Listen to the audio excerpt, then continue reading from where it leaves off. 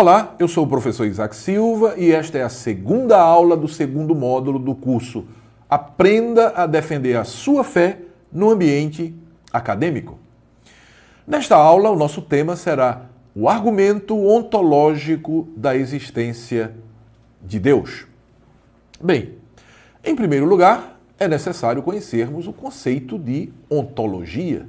O termo ontologia vem da junção de duas palavras gregas, ontos, que significa do ser ou da existência, e logos, que significa estudo. Assim, ontologia é o estudo do ser. Para ajudar a entender, podemos dizer que, da mesma forma que a ética responde à pergunta o que é correto, a ontologia responde à pergunta o que é real, o que existe de fato. O argumento ontológico é, por assim dizer, um raciocínio dedutivo baseado na razão, partindo do geral, no caso uma hipótese abstrata, para o particular, o caso concreto. O argumento ontológico utiliza o conceito de Deus para provar que Deus existe. Esse argumento ele vem sendo utilizado por mais de 10 séculos em favor da existência de Deus. E ele teve o seu ponto de partida no filósofo italiano conhecido como Anselmo de Aosta, que viveu entre 1035 e 1109. Foi monge beneditino que veio a tornar-se arcebispo de Cantuária, na Inglaterra, no ano de 1093, fato que o fez adquirir o epíteto de Anselmo de Cantuária. Anselmo trabalhou incansavelmente para encontrar uma prova única e autônoma que pudesse reunir num único argumento que, válido em si e por si, sem nenhum outro, permitisse demonstrar que Deus existe verdadeiramente. Os argumentos ontológicos são argumentos a priori ou analíticos, na medida em que aspiram demonstrar a necessidade da existência de Deus a partir de uma verdade lógica, sem carecer recorrer a alguma experiência indireta relativa a Deus. Pois bem, inicialmente, Anselmo escreve o seu argumento para provar a existência de Deus em sua obra intitulada de Proslogion e, posteriormente, também em seu Liber Apologeticum, que é uma outra obra deste pensador. É digno de nota que Anselmo mesmo nunca chamou o seu argumento por nome de ontológico. Esse título foi cunhado 6 séculos depois por outro filósofo chamado Immanuel Kant, em sua obra Crítica da Razão Pura, considerando-o como um tipo de argumento para provar a existência de Deus. Na atitude de Anselmo, podemos ver com nitidez que ele não abandona a fé para entender Deus somente através da razão, mas encontraremos neste monge a fé e a razão intimamente relacionadas. Ele inicia a sua obra Proslógio fazendo uma oração, rogando a Deus que o ajude a encontrar a prova racional da sua existência.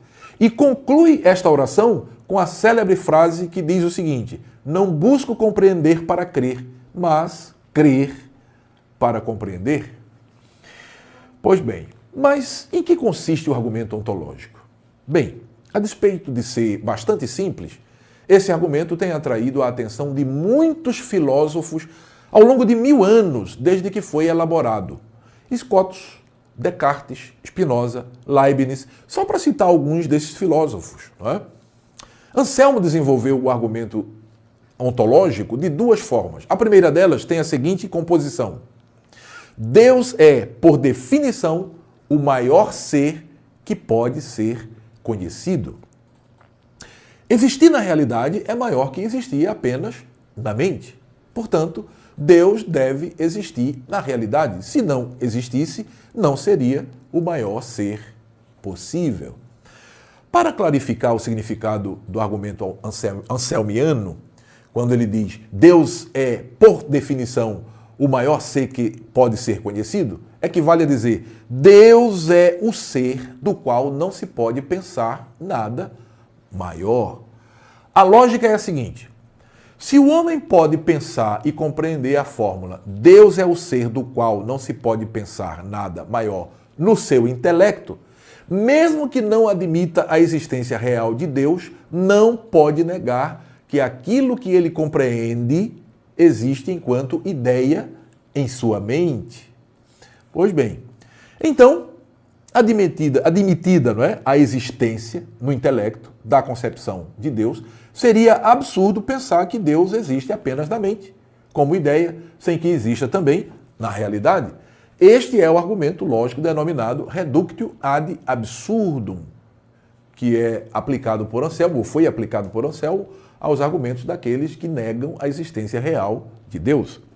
O argumento reductio ad absurdum tem o seu fundamento em dois princípios da lógica, quais sejam o princípio da não contradição, que estabelece que uma proposição não pode ser, ao mesmo tempo, verdadeira e falsa, e o princípio do terceiro excluído, que diz que uma proposição só pode ser verdadeira ou falsa, não havendo, portanto, uma terceira possibilidade.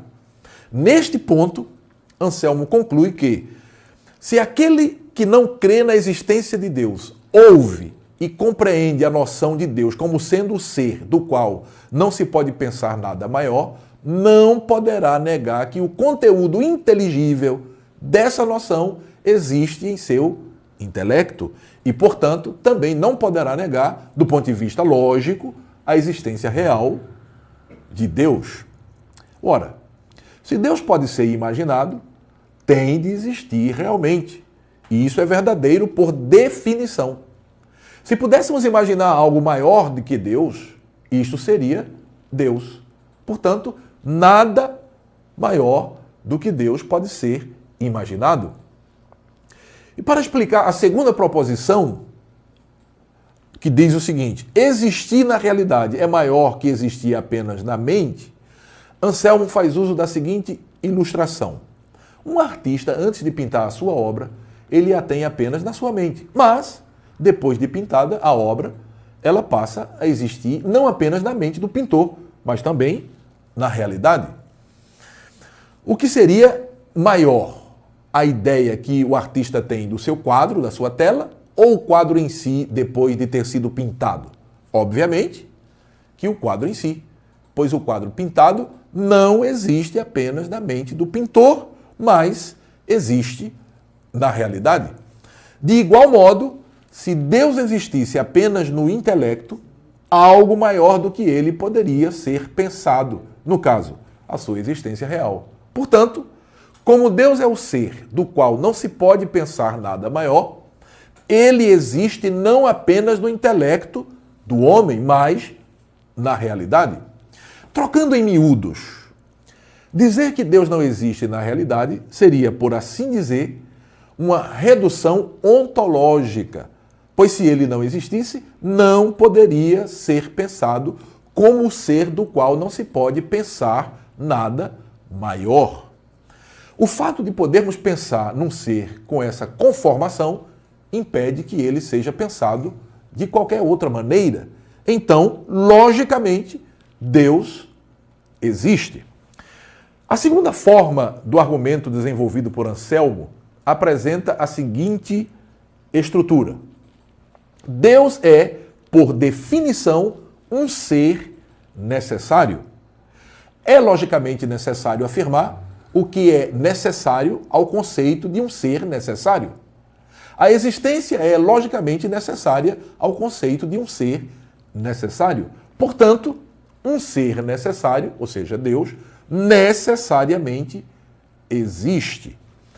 Essa segunda forma surgiu em decorrência de um debate entre Anselmo e outro monge beneditino chamado Gaunilo.